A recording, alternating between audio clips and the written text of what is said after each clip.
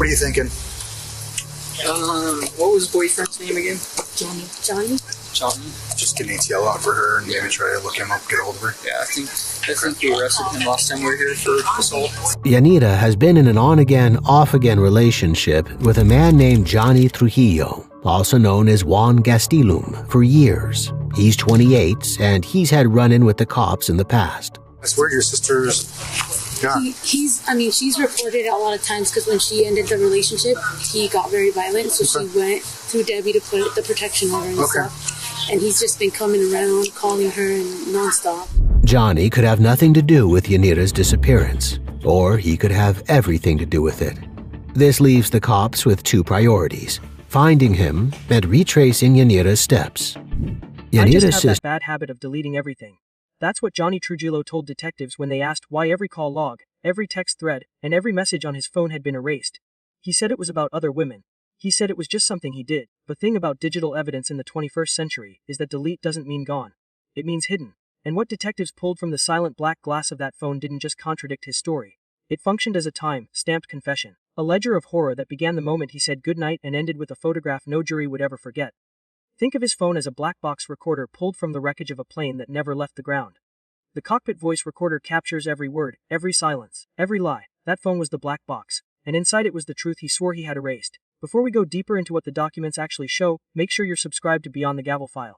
Because we don't just cover the story, we follow the evidence. March 3, 2022. Yanira Sadillos, Washington. Mother of four, Yanira Sadillos goes out with friends to celebrate her 30th birthday. The next morning, she doesn't show up for work. No signs of any foul play or anything like that, but she's not there. She's gone without a trace.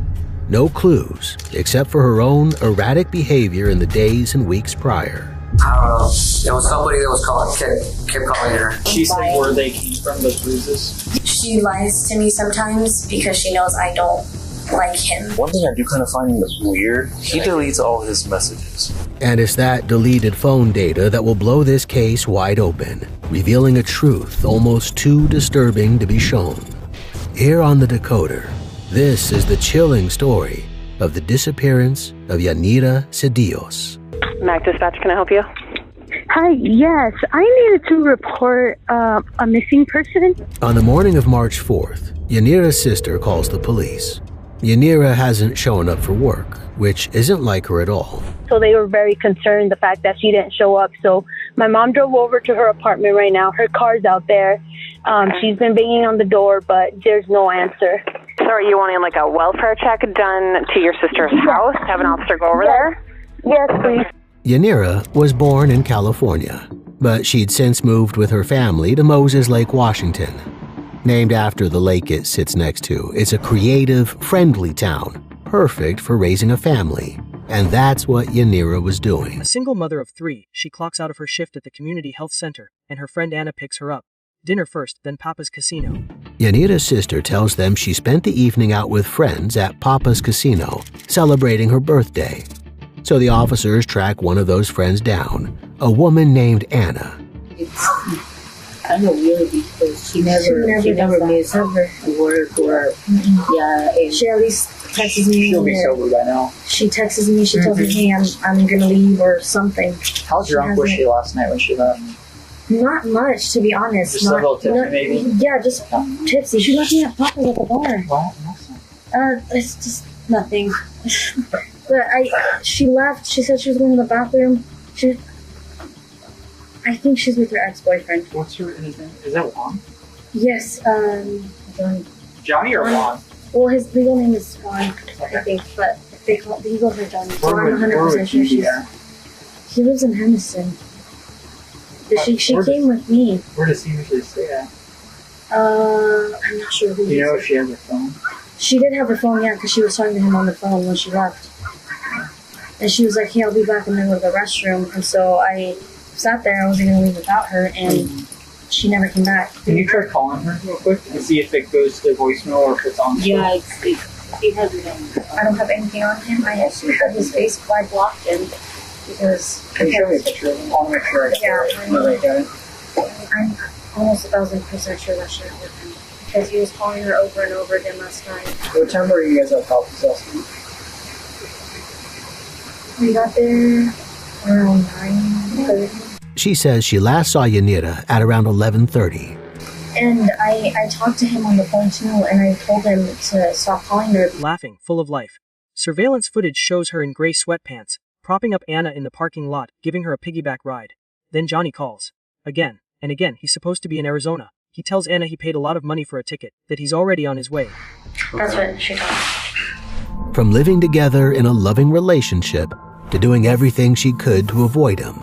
Like they say, you can never truly understand a relationship from the outside. But to Anna, it looked bad. And then it was Yanira's 30th birthday. So March 3rd, I was talking to her throughout the day.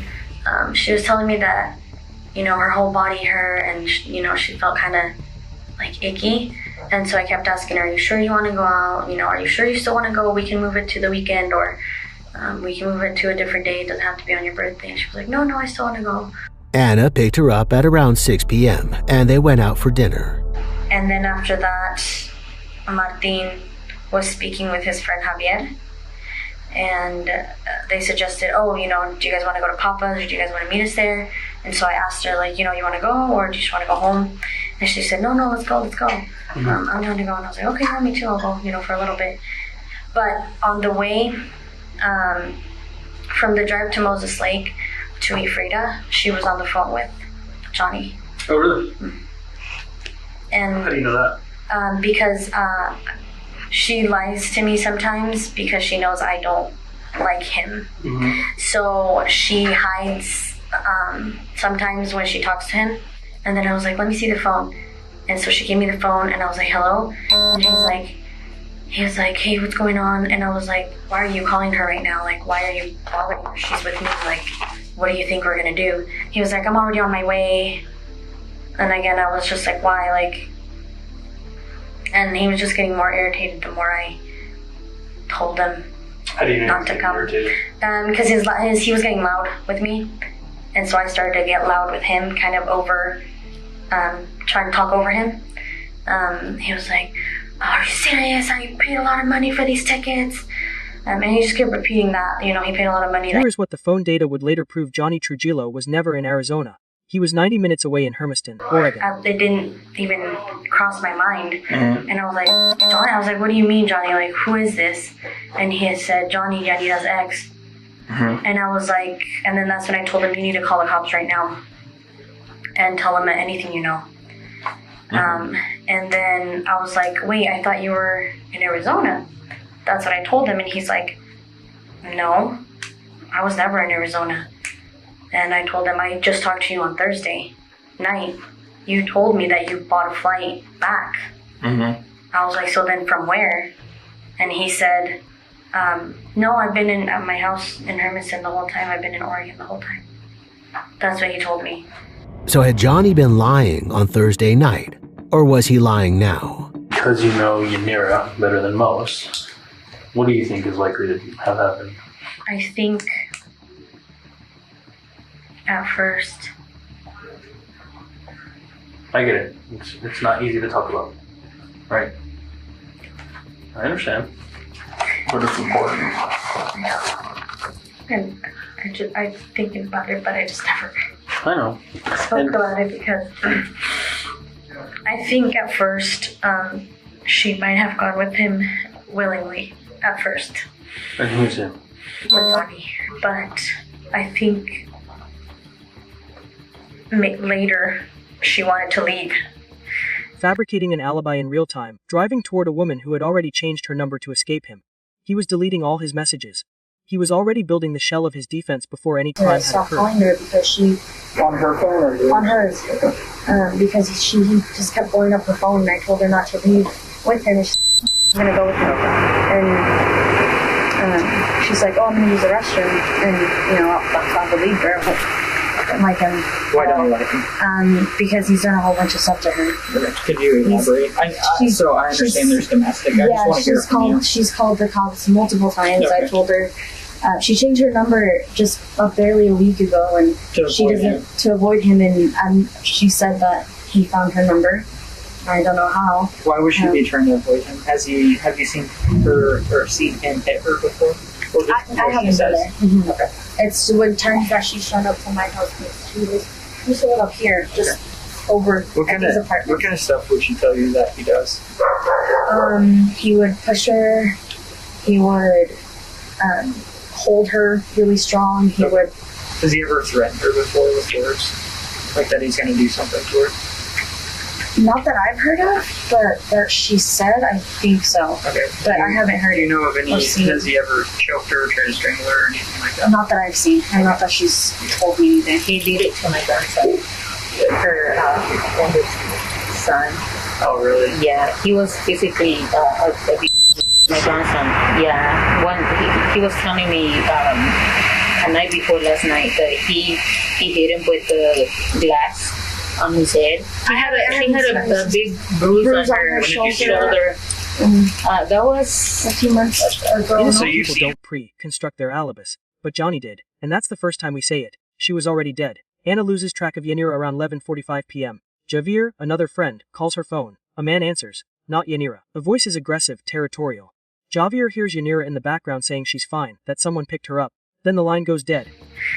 I think that she wanted to leave, but I don't think he's letting her go. With Anna's help, the officers tracked down Javier, who was also there that night. He's the one who went looking for Yanira when she ran off. And so then you go to Walmart, or you start checking the area, and you call her. And she answers? She answered. Do you remember what time you called her? I don't know. It's hard because in the Snapchat se borra todo. Yeah. Mm-hmm. So no, it's okay. Roughly, what time do you think it was? I would say like 11:50. Only it wasn't Yanira who answered. It was a man's voice. He was like, "How many is that? I told you not to be talking to someone like that, like all rude." Mm-hmm. And I was like, "Okay, whatever." So he hung up. So I think he took the phone, and then she calls me back like a minute. Yeah, like a minute. And then she's like, "Oh, I'm fine. Someone already picked me up." And then the guy's like, "What? Are you still talking to him?" And then le cuelgo otra vez. Okay. Yeah. So did you hear anybody else in the background? Just her and the guy. Her and the guy? Yeah. And what did the guy sound like? I guess. Like it sounded like super angry. Super angry? Yeah. Javier doesn't know Johnny or what he sounds like, but that's who he assumes it was. But then again, I'm like, well, she's with the ex, so they're probably talking it out, and you know how that goes. Like, definitely. Yeah. People change a little. That call is the last contact anyone outside of Johnny Trujillo will ever have with Yanira Sadillos. The next morning, she doesn't show up for work. Her car is still in the parking lot. Her apartment is empty. Her mother is pounding on the door. No answer. And when's the last time you talked to her? Last night. She was by my house. Say bye to her kids. Was there any issues last night, or she say of any issues? She said, I gotta go because I gotta go to work tomorrow morning. I love you, baby. And she left. Because of the concern for Yanira's welfare, the cops use a key provided by the building manager to enter the apartment. But it's empty. There's no sign of Yanira or anyone else. And this is her car? No, that's mine. Hers is the white one. Okay. Honda.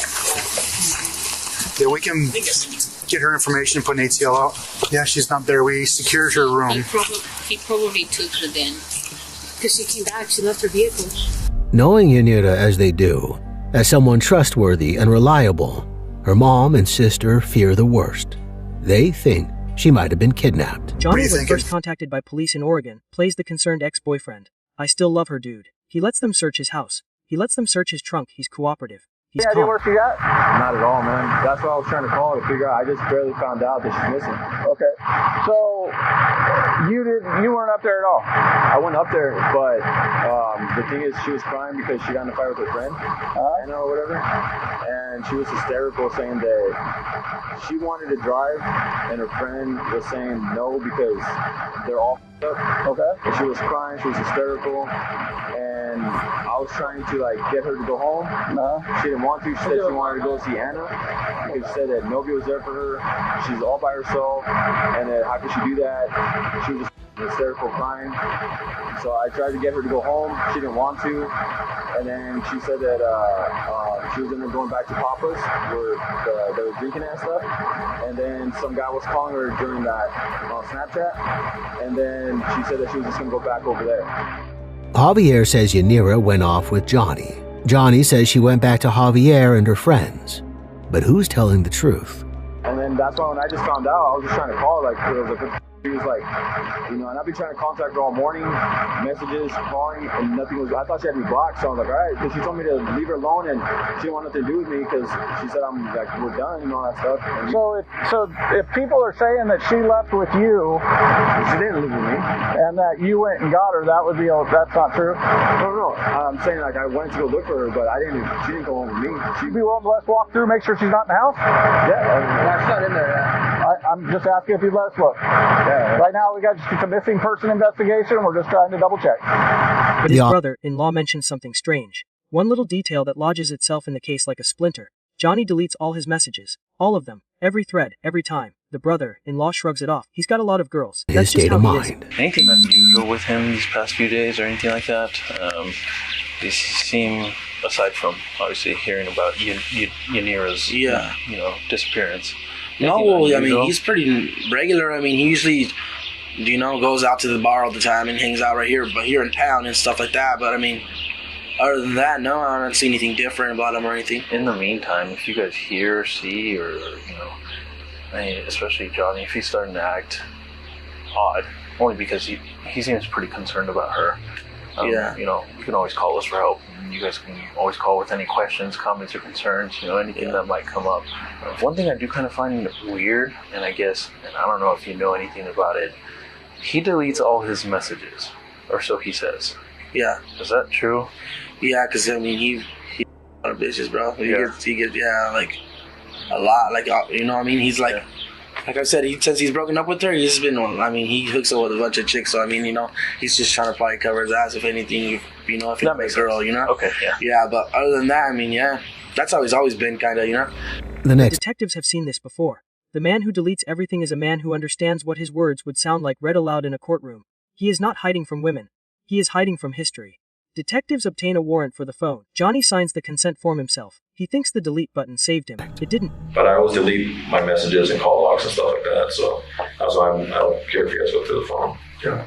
But it's not just because of her, I just have that habit of, because I always thought I had that bad habit of when I cheat on girls, or when I used to cheat on girls and stuff, I just had that bad habit of deleting everything. Do you think Yanira's dead? I hope not. When we get to her phone time frame, are we going to see anything that's going to surprise us? No. Johnny, with his habit of deleting everything, thinks he's safe. But he's wrong. The next day, the detective going through Johnny's phone discovers something. Photos of Johnny and Yanira having sex. They were taken throughout the night of March 3rd, starting just after midnight and going on until 3:47 a.m. But on closer inspection, there's something wrong with these photos. Yanira isn't responsive, and as the timestamps get later, her lips begin to go blue and lividity sets in. By then, she was already dead, and these photos are evidence of a horrible crime. Using his phone, buried in the artifact data of that device, forensic examiners find a sequence of photographs. The first image is timestamped just after midnight on March 4th. It shows Johnny and Yanira together, intimate. The metadata places them at her apartment. More photographs follow, 1:17 a.m., 20 a.m., 34:07 a.m., and as the timestamps advance, something changes. Yanira's eyes, her skin tone, the set of her mouth. By the final images, she is not posing. She is not responsive. Her lips have begun to turn blue. Lividity has set in. The prosecution's medical experts would later testify to what the photographs proved. Yanira Sadillos was deceased while Johnny Trujillo continued to take pictures of her body. He documented his own crime in real time, creating a forensic timeline no cross-examination could dismantle. And that's the second time we say it. She was already dead. But what happened between midnight and 3:47 a.m.? The photographs don't capture sound. They don't record struggle. But the location data on Johnny's phone fills in the silence. He did not leave her apartment and drive straight home as he claimed. At 7:30 a.m., he was still in Moses Lake, pulling into a Chevron gas station. Surveillance footage captures him gathering items from his car, placing them in a bag and tossing that bag into a trash can. When detectives retrieve it, they find mail with his name on it, and 2 knives. Using his phone location data, the detectives tracked Johnny's movements on the morning of March 4th. He claims he went straight back to Hermiston at around 5 a.m., but that's a lie. He was still in Moses Lake at 7:30 a.m. when he stopped at a Chevron gas station. The Chevron CCTV shows him pulling into a pump and collecting up some things in his car. He puts them in a bag and throws them in the trash. When the detectives go looking, they find this bag. It contains mail with his name and an old address on it, and 2 knives, a kitchen knife and a hunting knife. In Yanira's apartment, they found a knife sheath in the dishwasher, and it was a match to the kitchen knife Juan threw away. They show these knives to cadaver dogs, and the dogs respond. They're trained only to respond to the presence of human blood. A kitchen knife, a hunting knife. Back at Yanira's apartment, investigators discover a knife sheath in the dishwasher. It matches the kitchen knife Johnny threw away. Cadaver dogs are brought in. They alert on both blades. These dogs are trained to detect one thing: human blood. The question now wasn't whether Johnny was involved. It was this: if a man is innocent, why does he discard potential evidence at a gas station at dawn while a missing woman's phones silently from inside his pocket? That's the thriller question. That's the moment this stops being a domestic violence case and becomes something else entirely. A man alone with a body, a car, and 100 miles of empty highway between him While and he the sits nearest in river. jail, the detective's job isn't done. Yanira's body is still missing.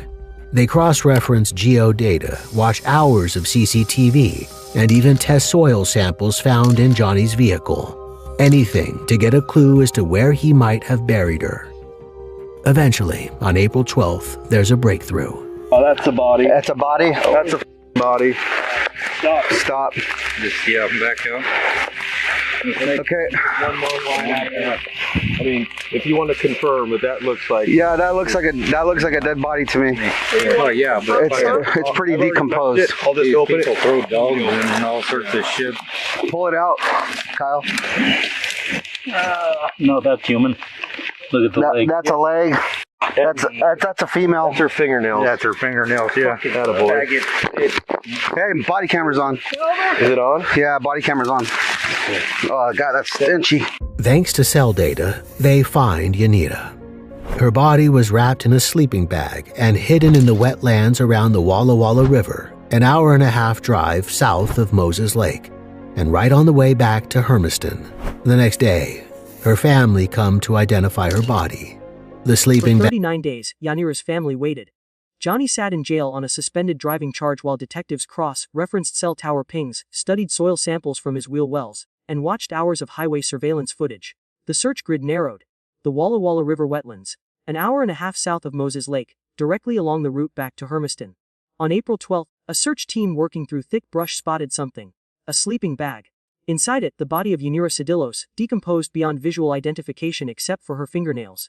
The sleeping bag belonged to her young son. The sleeping bag she was wrapped in belonged to her son. Initially, Johnny pleads not guilty, and his case is delayed, and then delayed again, frustrating Yanira's family, who only want justice to be done. What do you miss most about your sister? I think just like all the small stuff.